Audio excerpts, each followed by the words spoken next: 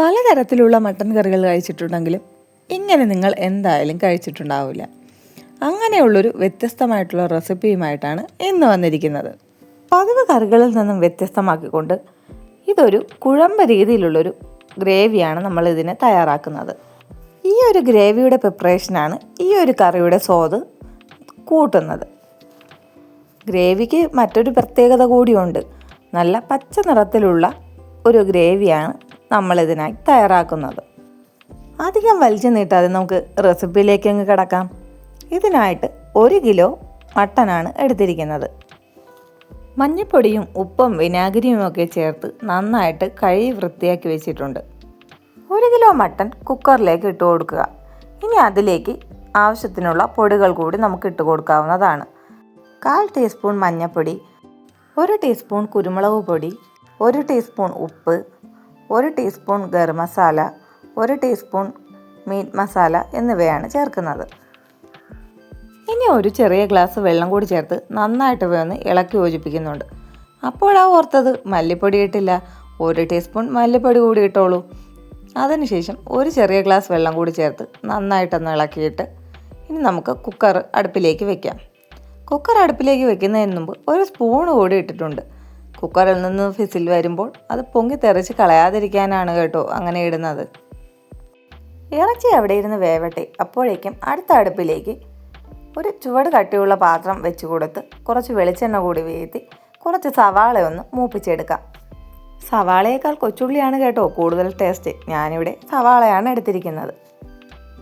കുറച്ച് നേരം ഇങ്ങനെ വരട്ടി നല്ല ബ്രൗൺ കളറാക്കി എടുക്കുക. ഈ ഒരു സവാള മൂപ്പിക്കുന്നത് നമ്മുടെ കറിയിലെ സ്വാദ് കൂട്ടുന്ന മറ്റൊരു ടിപ്പാണ് കേട്ടോ. നന്നായി മൂപ്പിച്ച് മറ്റൊരു പാത്രത്തിലേക്ക് മാറ്റി വയ്ക്കുന്നുണ്ട്. ഇനി ആ ഒരു എണ്ണയിലേക്ക് കുറച്ച് കാര്യങ്ങൾ കൂടി ചേർക്കേണ്ടതുണ്ട്. 1.5 ടേബിൾ സ്പൂൺ പെരിഞ്ജീരകം, 3 പച്ചമുളക്, 1 പിടി കാഷ്യൂ നട്ട്സ്, കുറച്ച് കറുകപ്പട്ട, മല്ലിയില, ഉണക്കിയ വയണയില എന്നിവയാണ് നമ്മൾ എടുത്തിരിക്കുന്നത്. മല്ലിയില ഇപ്പോൾ എണ്ണയിൽ ചേർക്കേണ്ടതില്ല, അതൊന്ന് മാറ്റി വയ്ക്കുന്നുണ്ട്. പച്ചമല്ലി കയ്യിലുള്ളവർ അതുകൂടി ചേർക്കുന്നത് നന്നായിരിക്കും. ഇവയെല്ലാം ജസ്റ്റ് ഒന്ന് മൂത്ത് വരുമ്പോഴേക്കും കുറച്ച് സവാള കൂടി അതിലേക്ക് ചേർത്ത് കൊടുക്കാവുന്നതാണ്. പാകത്തിനുള്ള ഉപ്പ് കൂടി ചേർത്ത് നന്നായിട്ടൊന്ന് വരട്ടി യോജിപ്പിക്കുക. ഇവയെല്ലാം നന്നായി ഒന്ന് മൂത്ത് വരുമ്പോഴേക്കും കുറച്ച് ഇഞ്ചി വെളുത്തുള്ളി പേസ്റ്റ് കൂടി ഇതിൽ ചേർക്കുന്നുണ്ട്. 1 സ്പൂൺ ഇഞ്ചി വെളുത്തുള്ളി പേസ്റ്റാണ് ചേർക്കുന്നത്. ഇറച്ചിയിൽ നമ്മൾ ഇഞ്ചി വെളുത്തുള്ളി പേസ്റ്റ് ചേർത്തിട്ടില്ല. ഇതുപോലെ കളറൊന്ന് ചേഞ്ചായി വരുമ്പോഴേക്കും നമുക്ക് ഫ്ലെയിം ഓഫ് ചെയ്ത് ഇതൊന്ന് തണുക്കാനായി വയ്ക്കാം. ഇത് തണുക്കുന്ന സമയമാകുമ്പോഴേക്കും ഇറച്ചി കൂടി ഫിസിലൊക്കെ കേട്ട് നന്നായി വെന്തിരിക്കും. 5 വിസിലാണ് ഞാനിവിടെ കേൾപ്പിച്ചിരിക്കുന്നത്. 5 വിസിലിൽ നന്നായിട്ട് ഇറച്ചി വെന്തിട്ടുണ്ടായിരുന്നു. സവാളയും മസാലയൊക്കെ ഒന്ന് തണുത്ത ശേഷം നമുക്കിനി അതൊന്ന് മിക്സിയിലിട്ടൊന്ന് അടിച്ചെടുക്കാം. സവാളയെല്ലാം മിക്സിയുടെ ജാറിലേക്ക് ആക്കിയ ശേഷം 1 പിടി മല്ലിയില കൂടി മിക്സിയുടെ ജാറിലേക്ക് ഇട്ട് കൊടുക്കുക. അതിൻ്റെ തണ്ട് ഭാഗം എടുക്കുന്നില്ല, ഇലയുടെ മുകൾ ഭാഗം മാത്രം എടുത്താൽ മതിയാകും. അടുത്തതായിട്ട് 4 തണ്ട് കരിയേപ്പില കൂടി ഇതിലേക്ക് ഇട്ട് കൊടുക്കുക. ഈ ഒരു സമയത്ത് മുളക് പൊടി ചേർക്കണമെന്നുള്ളവർക്ക് 1 ടേബിൾ സ്പൂൺ മുളക് പൊടി കൂടി ചേർക്കാവുന്നതാണ്. മുളക് പൊടിക്ക് പകരമായിട്ട് പച്ചമുളക് വേണമെങ്കിലും കുറച്ചുകൂടി ചേർക്കാവുന്നതാണ്.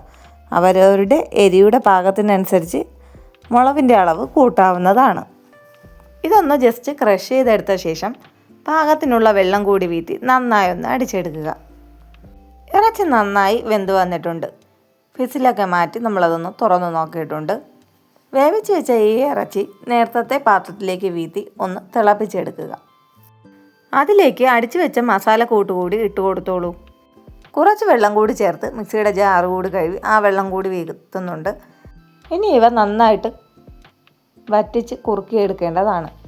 എല്ലാം നന്നായി ഒന്ന് തിളച്ച് വരുമ്പോഴേക്കും അതിലേക്ക് ചെറിയ കഷ്ണങ്ങളായി അരിഞ്ഞ ഇഞ്ചിയും വെളുത്തുള്ളിയും കൂടി ഒന്ന് ചേർത്ത് കൊടുക്കുക.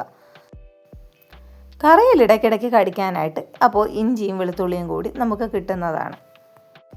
കുറച്ച് നേരം അടുപ്പിൽ വെച്ച് വേവിക്കുമ്പോഴേക്കും നന്നായി ഒന്ന് കുറുകി വരും.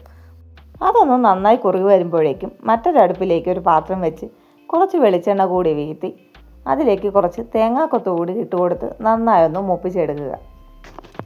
നല്ല ബ്രൗൺ നിറമാവുന്നത് വരെ ഒന്ന് ഇളക്കി യോജിപ്പിച്ച് മൂപ്പിച്ചോളൂ. തേങ്ങ നന്നായി മൂത്ത് വരുമ്പോഴേക്കും കുറച്ച് കരിയേപ്പിലയും കുറച്ച് വറ്റൽമുളകും കൂടി ഇട്ട് നന്നായിട്ടൊന്ന് മൂപ്പിച്ചോളൂ. നമ്മുടെ മട്ടൻ കറി നന്നായിട്ട് കുറുകി വന്നിട്ടുണ്ട്. ഇനി അതിലേക്ക് വറുത്ത് വെച്ച സാധനങ്ങളെല്ലാം കൂടി ചേർത്ത് ഒന്നുകൂടി ഒന്ന് തിളപ്പിച്ചെടുക്കുമ്പോഴേക്കും നമ്മളുടെ കറി തയ്യാറായി കഴിഞ്ഞു. ചോറിനൊപ്പമോ കാപ്പിക്കൊപ്പമോ മരിച്ചിനിക്കൊപ്പമോ എന്തിനൊപ്പം വേണമെങ്കിലും ഈ ഒരു കോമ്പിനേഷൻ സൂപ്പറായിരിക്കും. മട്ടൻ ബിരിയാണിയുടെ കാര്യം പിന്നെ പ്രത്യേകിച്ച് പറയേണ്ട കാര്യമില്ലല്ലോ അല്ലേ കൂട്ടുകാരെ? അപ്പോൾ നിങ്ങൾ ഈ ഒരു റെസിപ്പി ട്രൈ ചെയ്തിട്ട് അഭിപ്രായങ്ങൾ പറയുമല്ലോ. മട്ടൻ ലവേഴ്സായ നിങ്ങളുടെ കൂട്ടുകാർക്കും ഫാമിലി ഫ്രണ്ട്സിനും ഈ ഒരു വീഡിയോ തീർച്ചയായും ഷെയർ ചെയ്ത് കൊടുക്കുക. കളർഫുള്ളായിട്ടുള്ള ഈ ഒരു റെസിപ്പി നിങ്ങൾ എന്തായാലും ട്രൈ ചെയ്യുക. ഇതുപോലുള്ള കൂടുതൽ റെസിപ്പിക്കായി ചാനൽ സബ്സ്ക്രൈബ് ചെയ്തോളൂ.